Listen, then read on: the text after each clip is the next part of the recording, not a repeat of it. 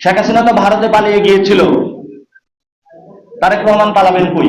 এই যে লোকটা দেশের বাইরে বসে দেশের জন্য যেটা করছে, তোর মতো ডারবিনাস, তোর বাপ দাদার 14 গোষ্ঠী তারেক রহমানের একটা নখের সমান হতে পারবি?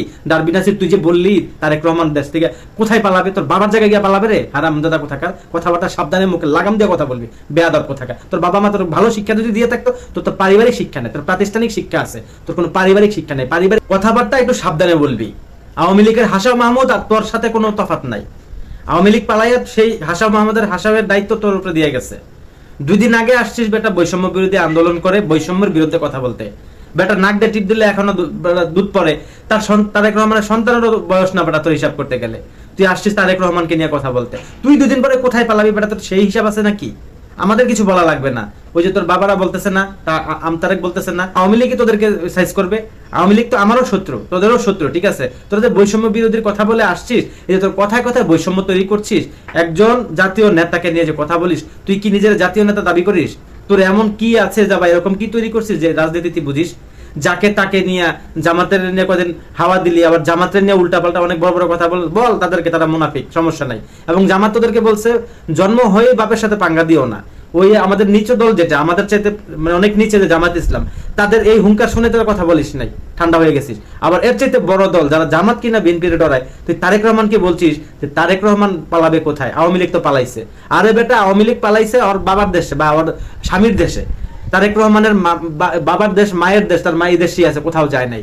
তারেক রহমানকে নিয়ে ভয় পেত এবং পাশের দেশ এবং কি আওয়ামী লীগ তার সাথে যা ঘটাইছে সেনাবাহিনী দিয়ে, আওয়ামী লীগের বাহিনী দিয়ে, তার শরীরের মেরুদণ্ডের কি অবস্থা সেটা জানিস? তোর তো ভালো, তারেক রহমানের সাথে যে ঘটনা ঘটছে এটা তোর সাথে ঘটতো, তোর মতো ডারবিনাসের কি খুঁজে পাওয়া যেত? তুই যে বড় বড় কথা বলিস বেটা, কথাবার্তা বলার আগে সাবধান হয়ে কথা বলবি। কার সাথে কার বিরুদ্ধে কি বলছিস তুই, মুখে লাগাম দিয়ে কথা বলবি, লাগামহীন ভাবে কথা বলিস না। তাহলে এই প্রত্যেকটা কথার হিসাব কিন্তু একটা সময় অবশ্যই তোকে দিতে হবে। এটা দায়ভার অন্য কেউ নেবে না। ওই যে মাঝে মাঝে দেখোস না, জামাত ইসলামের জন্য মানুষ এত কিছু করে, শিবিরের জন্য এত কিছু করে, শিবিরের যখন সেক্রেটারি নারী নিয়ে কট খায়, মুখের উপরে বলে দেয় তাদের কর্মী না, মসজিদের ইমাম বলে চালায় দেয়, দেখোস না?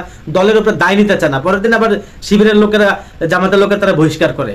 তো এই জিনিসটাতে একটা এক্সাম্পল দেওয়া হচ্ছে, সেটা দেখ যে দলের জন্য মানুষ যে কত কষ্ট, জেল জুলুম দৌড়ের উপরে থাকে, ফ্যামিলি কষ্ট থাকে, খেয়ে না খেয়ে পালায় থাকতে হয়।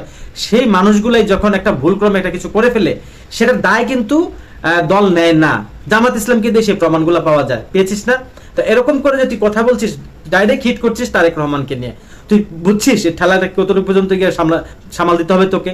তখন তো সামাল দিতে না পারলে বল, তোর দল বলবে, এনসিপি ডাইরেক্ট বলবে এটা তার ব্যক্তিগত মত, এটা তার দলের বাইরে গিয়ে কথা বলছে, এগুলোর দায় আমরা নেব না। ডারবিনাসিরে তো তখন তো খুঁজে পাওয়া যাবে না, তোর অস্তিত্ব থাকবে না। তুই নিজে নিজে ইন্ডিয়াতে তো যেতেই পারবি না, তারপর তুই কোন দিক দিয়ে কোন দিকে যাবি? তুই একটু বলতে চিন্তা করে দেখতো। 5ই আগস্টের পর তোরা যেভাবে কথাবার্তা বলছিস, আমি জানি যে জামাত ইসলামের বি টিম হচ্ছে এনসিপি, তোরা যা মন চায় তা বলছিস, কিন্তু প্রত্যেকটা কথা ওজন কি তোরা জানিস? প্রত্যেকটা কথা কি বুঝিস কাকে নিয়ে কথা বলছিস? হ্যাঁ, জামাত ইসলামে এখনো পর্যন্ত তোদের মতো করে এভাবে কথা বলে না। তোরা পোলাপান বলে তোদেরকে কত ছাড় দেবে মানুষ? হ্যাঁ, বাপের সাথে বেদবি করলে বাপ কানসার নিচে দেয়, মার সাথে বেদবি করলে মা কানসার নিচে দেয়। তোর বাপ যে জন্ম দিচ্ছে, তোর মা যে গর্বে নিচ্ছে, সেই মনে করে তোর বেদবির জন্য তোকে শাসন করে। তো তুই আরেকজন, সে তোর বাবও না মাও না, রাজনীতির রও জানোস না, আইসেই বেটা এখনই বলতেছিস যে রাজনীতিতে 2 দিন ধরে পা দিছিস বেটা, তোকে রাজনীতি বলে রে বেটা? আইসিস তো প্রতারণা করে যে বৈষম্য বিরোধী ছাত্র আন্দোলন, তোদের সাথে তো সবাই যুক্ত ছিল, আমিও ছিলাম, আমি টানা 2 মাস ছিলাম। তো আমিও তো আজ পর্যন্ত এরকম ভাবে তোর মতো কথা বলি না। আমি ভিডিওতে ডাইরেক্ট জামাত ইসলামী নিয়ে সমালোচনা করে সাহেব করে কথা বলি। ডক্টর শফিকুর রহমান, ওই আরো আছে যেমন তাহের, এদেরকে নিয়ে সুন্দর করে সাহেব করি, সুন্দর করে বলি। তুই যে যেভাবে কথা বলিস, এর পালাবে কোথায়? তোর বাবার দেশ একলা এটা না? তোর বাবার দেশের জন্য কি আছে? তোর বাপের, তোদের এনসিপির অসংখ্য নেতাদের টিনের ঘরে থাকতি, ওই বাবা রিক্সা চালাইতো, এখন তোদের হয়ে গেছে কোটি টাকার বাড়ি গাড়ি, তাই না? কই থেকে আসছে সমস্ত টাকা? আওয়ামী লীগ 17 বছর যা কামাইছে, তোরা 1-1.5 বছর তার চেয়ে 3 গুণ কামাই ফেলছিস, যার জন্য তোরা সেভ একদিন চাচ্ছিস, ওই উপদেষ্টারা এবং কি এটা সেটা অনেক ঘটনা শুনতে পাচ্ছি। কথাবার্তা হুঁশিয়ার এবং সাবধানে বলবি। আওয়ামী লীগ যদি 17 বছর পর তাদের বিচার হয়, আওয়ামী লীগ দেশ থেকে পালায়, শুধু তোরা একাই কিন্তু বাংলাদেশ থেকে এদেরকে বিতাড়িত করিস নাই। ডক্টর শফিকুর রহমান এই গণঅভ্যুত্থানের পরপরই স্পষ্ট ক্রেডিট দিয়েছিল যে এইটার মাস্টার মাইন্ড তারেক রহমান। যদিও এখন তারা তাদের ভিতর লোভ লালসা ঢুকে গেছে, এখন তারা বলতেছে তারা নিজেরা এটার ক্রেডিট নিতে চাচ্ছে, কিন্তু প্রথমে কি বলছে আর এখন কি বলছে মানুষ তো জানে।